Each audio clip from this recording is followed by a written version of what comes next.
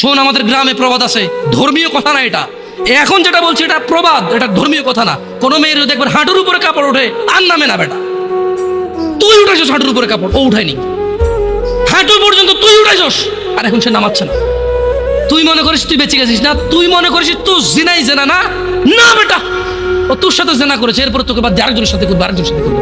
আর তুই সূচনা, তুই ওকে শিখাইছিস, এটা সব গুণ তোর উপরে আসবে বেটা। তুই নিজের ছোট পাপিষ্ট মনে করিস না? তুই মনে করিস কি হয়েছে, আমি তো একটা চুমাই নিছি, আমি তোকে বলছি ছবি তুলে পাঠাও, টয়লেটে যাও, ব্লাউজ খুলে ছবি তুলে পাঠাও, জামা খুলে ছবি তুলে বেটা ফাজিল। আল্লাহ তোকে হৃদায়ত দিকে আমিন। ভয় পা, ভয় পা, আল্লাহকে ভয় পা ছোট ভাই আমার। সবাই বুড়া হয়ে মরে না, বহু মানুষ যৌবন্ত অবস্থায় মরে যায়। ছোট ভাই আমার, তোর ঘরেও বোন আছে, ভয় পা, আল্লাহকে ভয় পা।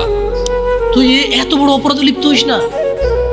তুই মেয়েদের হাঁটু পর্যন্ত কাপড় তুলিস না, খবরদার খবরদার, তুই এটা করিস না।